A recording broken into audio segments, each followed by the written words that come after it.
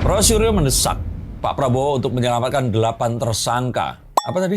8 tersangka kasus fitnah ijazah palsu Jokowi. Nah itu, saya aja sampai nggak hafal karena ini saking absurdnya. Mengapa kok bisa kepikiran melakukan hal yang absurd semacam itu? Secara kita harusnya tahu bahwa Pak Prabowo dan Pak Jokowi itu bestie. Yang pertama nggak masuk akal karena presiden itu tidak akan mau pasti menyampuri satu proses hukum yang terjadi.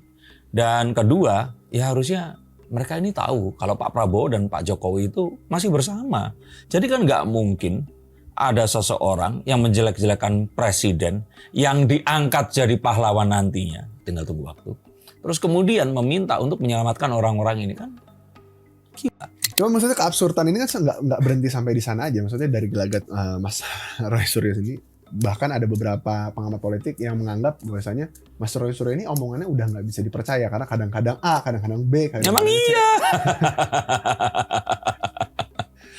Orang-orang yang mempercayai orang seperti ini itu adalah orang-orang yang dalam hidupnya itu pasti bermasalah. Entah dia ini protes sama keadaan lingkungannya, seseorang yang selalu menyalahkan orang lain saat terjadi hal buruk kepada dirinya, atau orang-orang di sekitarnya, orang-orang yang selalu menempatkan bahwa gak ada yang benar kecuali dirinya. Jadi artinya apapun kejadian, itu yang salah adalah apapun. Tuhan, cuaca, kemacetan, apapun, tapi bukan dirinya. Nah orang-orang seperti ini biasanya adalah orang yang menyukai konten-konten seperti konten penuh kebencian yang dilakukan oleh, yaitu tadi, teroris.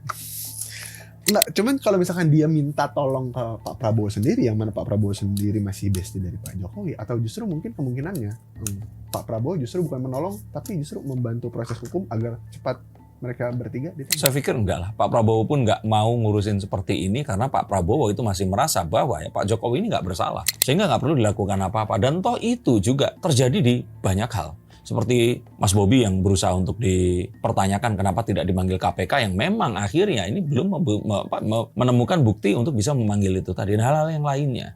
Maka Pak Prabowo ini melihat ini adalah satu permasalahan yang masuk di dalam keranjang yang sama dengan pemakzulan Gibran.